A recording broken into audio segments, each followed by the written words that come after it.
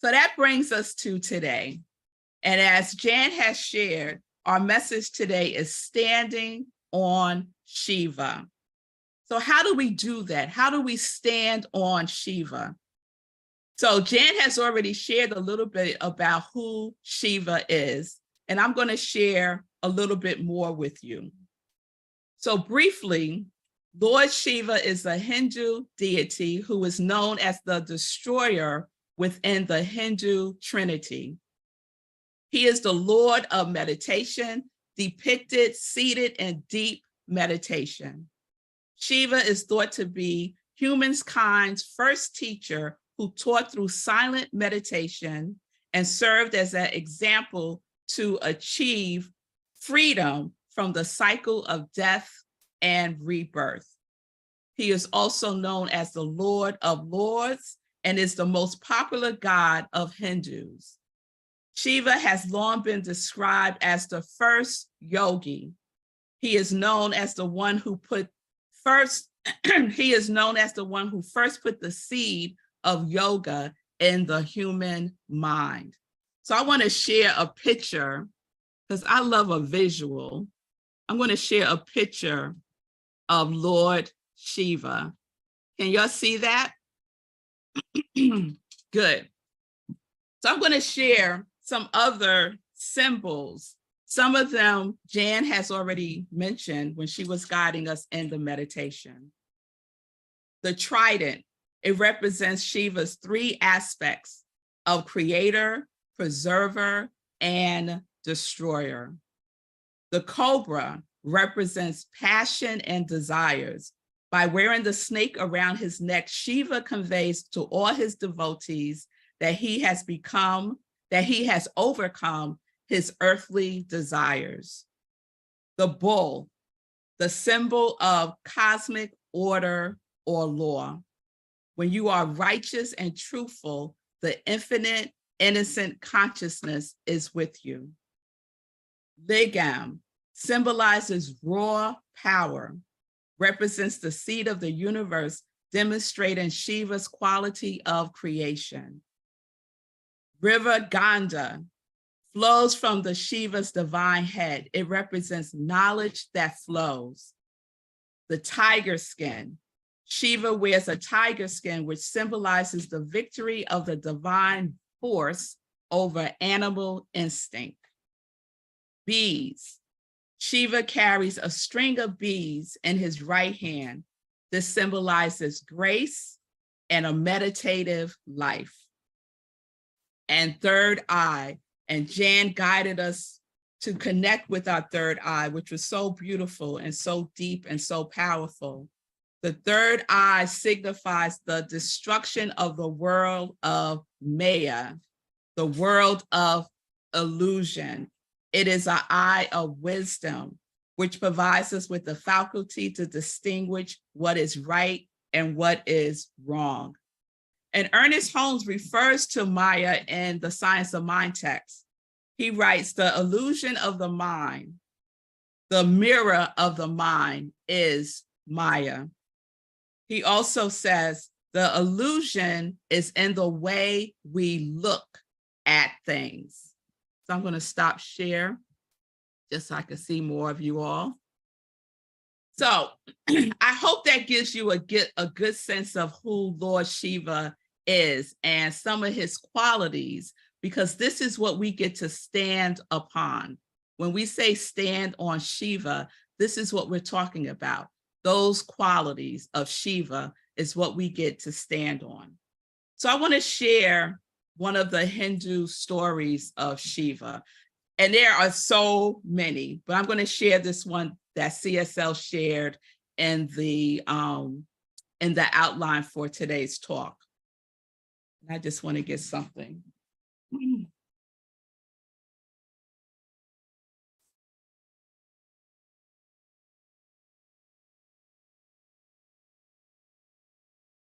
Because I'm hot, y'all. So I need my little fan right now. All right. So this is one of the stories of Shiva. There's a battle taking place between the gods and the demons. and the demons are winning. And the gods turn to Durga, known as the goddess of compassion and mothering, to do something. Out of her forehead sprang the fierce warrior goddess, Kali. Kali proceeded to destroy the demons, but in her frenzy, she began killing everybody. Shiva, the destroyer of illusion, throws himself upon her feet, allowing her to come to herself and stop the mindless killing. So there's a lot of symbolism in this story. The battle that's taking place is the battle that takes place where?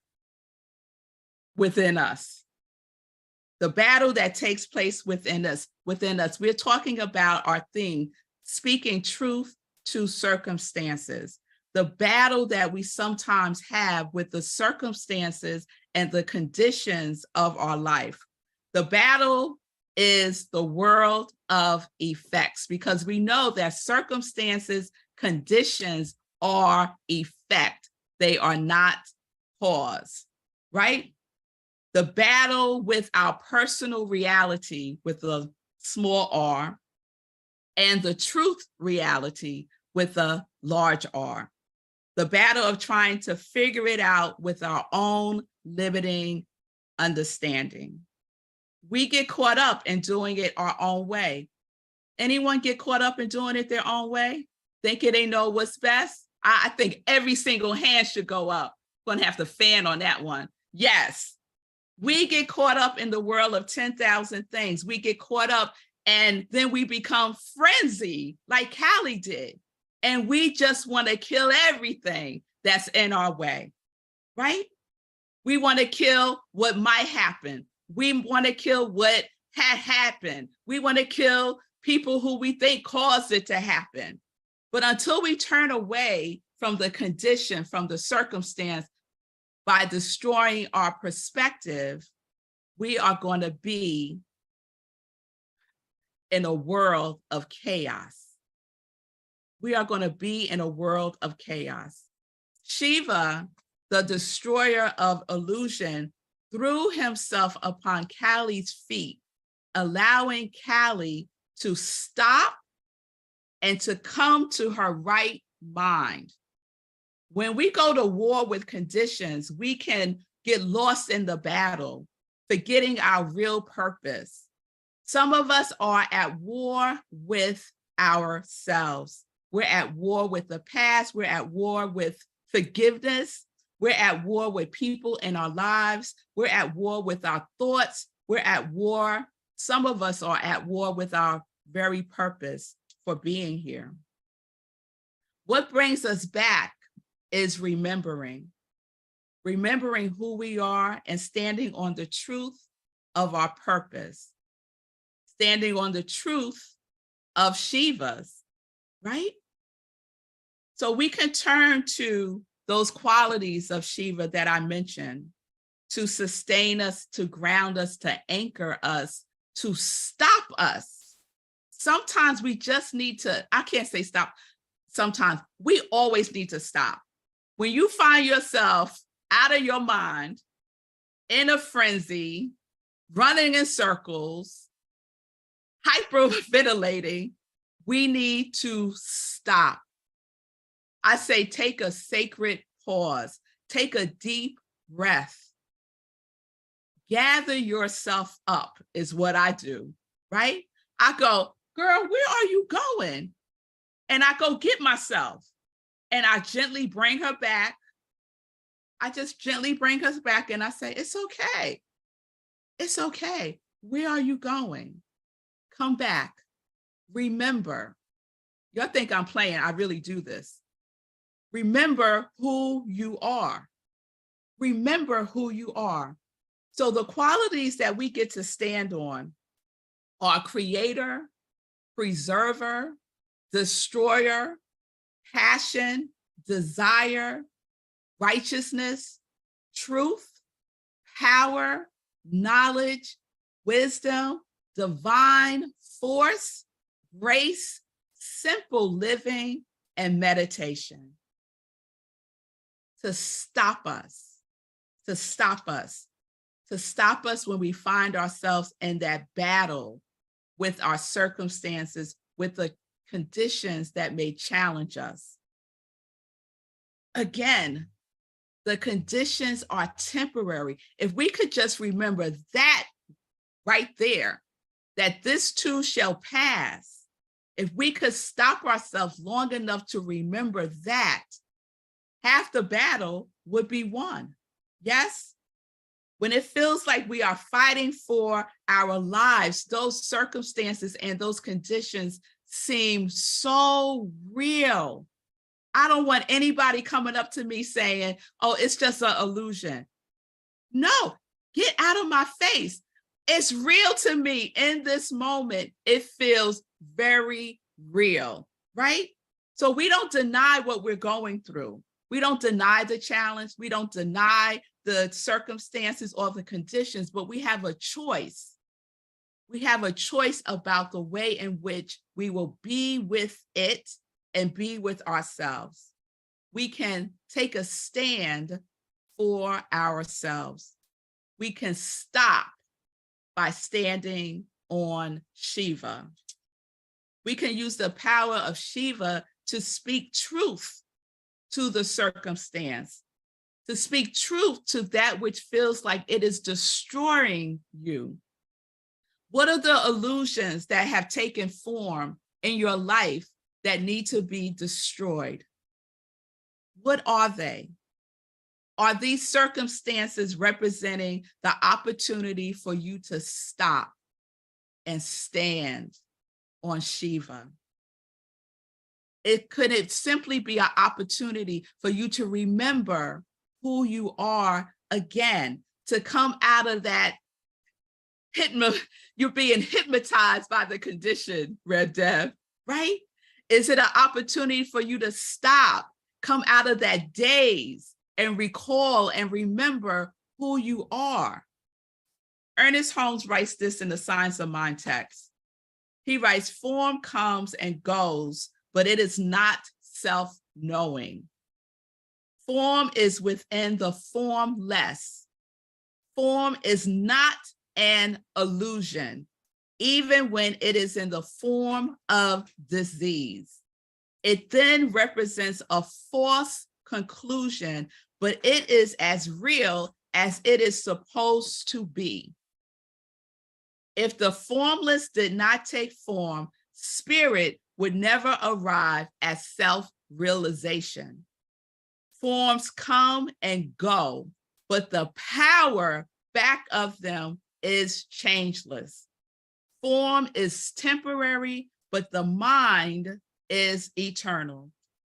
What Ernest Holmes is reminding us of is that the circumstance is simply the form. It is real. The form is real. It's as real as this fan. It's as real as Zoom. It's as real as this room. It's not an illusion, right? However, it is not who we are. I am not this fan, right? I am not this room, right? It represents a false conclusion. If one day I come up to you and say, I'm really a fan, that's a false conclusion, right? If I had an argument with my husband and I said that he is an elephant, that would be a false conclusion. So sometimes we make the form the conclusion. We make the form the truth of the situation. And all that does is distract us from coming back to who we truly are. So a lot of times, this false conclusion comes from us trying to figure it out, right? One of my pet peeves with some of my friends, when they jump to confusion, not even to conclusion, they just jump to confusion, is they say to me, well, I figured that you would ... And I would always say to them, Stop figuring. Stop figuring, right? Because figuring ain't it. And what they are relying upon is their own limited understanding of the situation, their own limited understanding of me, their own limiting understanding of themselves and whatever the situation is that they may be in. So I love the book of Proverbs. If you want to read any book in the Bible, if that's your thing, read the book of Proverbs. Proverbs tells us how to live our life. And one of the favorite chapters in Proverbs for me is chapter 3, verse 5 and 6. So I'm going to read you two versions of this because I just want you to hear the languaging. So the first one is the classic King James version. In my grandmother's universe, there was no other version but King James version. This is what it says. Trust in the Lord with all thy heart and lean not unto thy own understanding. In all thy ways acknowledge him, and he shall direct thy path. So that's the classic version. I have another Bible that's called the Message. And it keeps it more like into today's language, and it's more pronoun friendly. This is what it says. Trust God from the bottom of your heart. Don't try to figure out anything on your own. Listen for God's voice in everything you do, everywhere you go. God is the one who will keep you on track. Now, that's pretty plain, right? That is the message. Don't try to figure out everything on your own. Listen to God's voice in everything and in everywhere that you go. God is the one who will keep you on track. Stop trying to figure it out. Stop relying on your own limited resources. Some of us are standing on being right. I sometimes stand on being right. My name is Melissa, and sometimes I stand on being right. I'm in recovery for it, right? But I recognize it more and more quickly, right? And then I go gather myself up. I say, okay, girl, what you doing?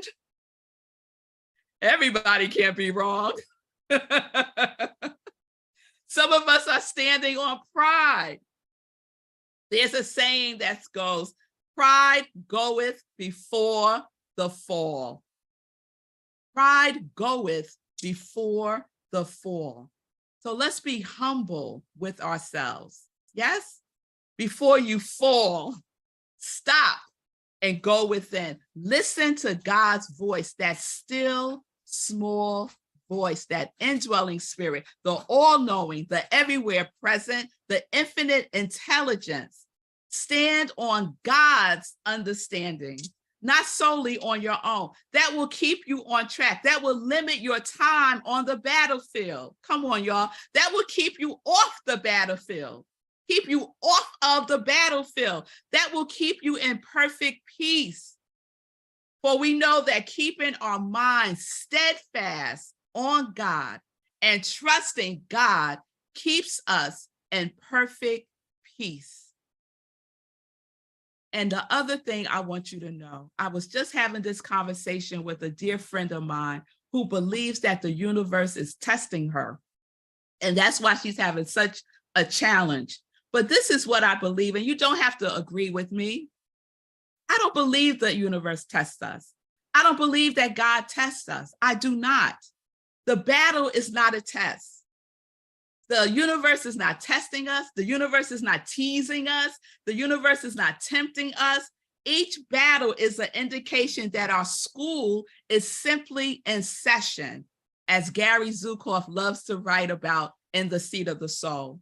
It is an opportunity for the renewal of our mind. It is an opportunity for us to remember that we are standing on the truth. that we are precious. We are precious, and the universe is conspiring for our ever-expanding good, not to trip us up, not to see if we're going to pass or fail, not to punish us. When we stand on the truth of whose we are, that is all that we need when we find ourselves in a battle for our very lives.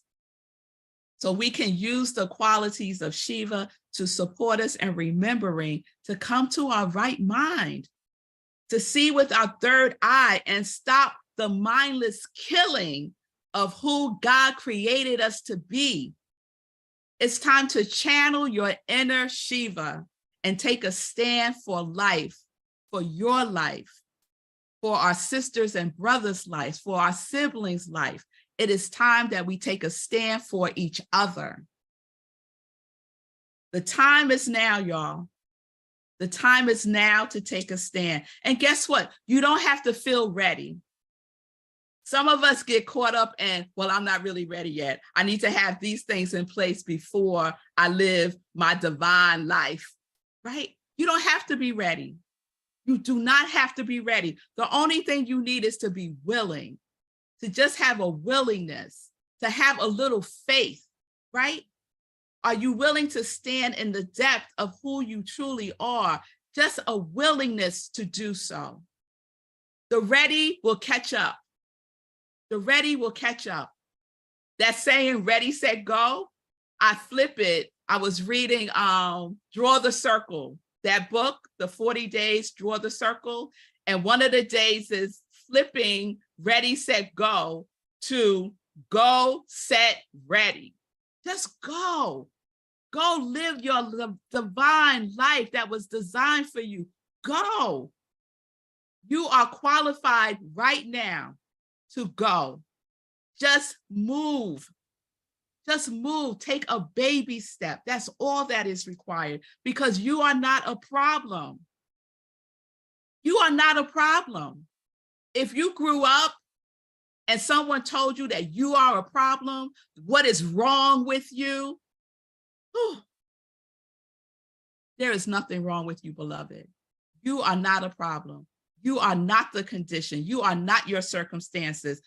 Take a stand for who you truly are. You are wondrously made. Stop and go within. Stop and go within. So let us remember that when we are standing on Shiva, we are standing for the creation of our lives. We are standing for preserving our right mind.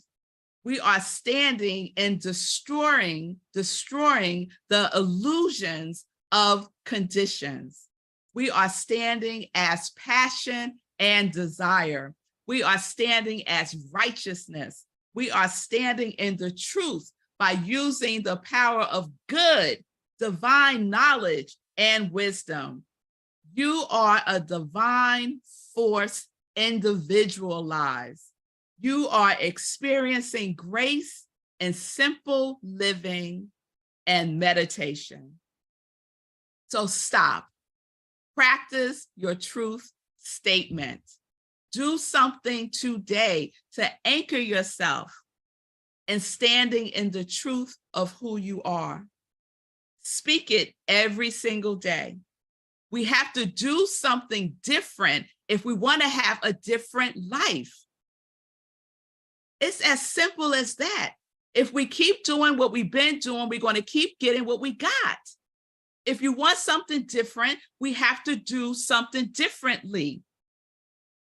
By being who we are truly here to be, living in our divine purpose, standing as Shiva, destroying all illusion that we are not worthy, that we are not lovable, that we are not safe, destroying the illusion and knowing that we could lean on God's understanding to guide us, to clear the path for us so that we could stand upright, knowing that we are a blessing and we are blessed.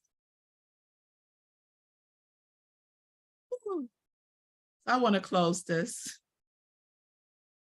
I want to close this with a quote from Yogi Maharishi. I always say his name wrong. Maharishi.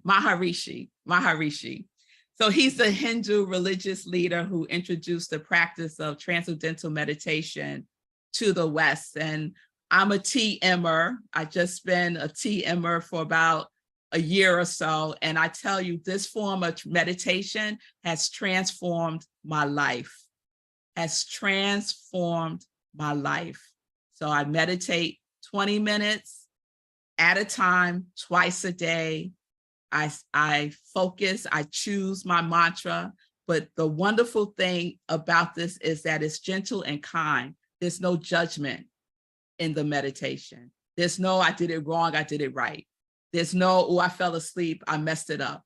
Sleep is a part of the meditation. Thinking, having thoughts is a part of the meditation. That right there set me free. I was like, what? Thoughts are part of my meditation? Well, I'm going to get an A on this, right? So I want to share this from Maharishi. He said, analyzing a problem to find its solution is like trying to restore freshness to a leaf by treating the leaf itself, whereas the solution lies in watering the root. I'm going to say that one more time. Analyzing a problem, we could substitute a problem for a circumstance, a condition, something that we're going through, right? Analyzing a problem to find its solution is like trying to restore freshness to a leaf by treating the leaf itself, whereas the solution lies in watering the root, going deep, going within.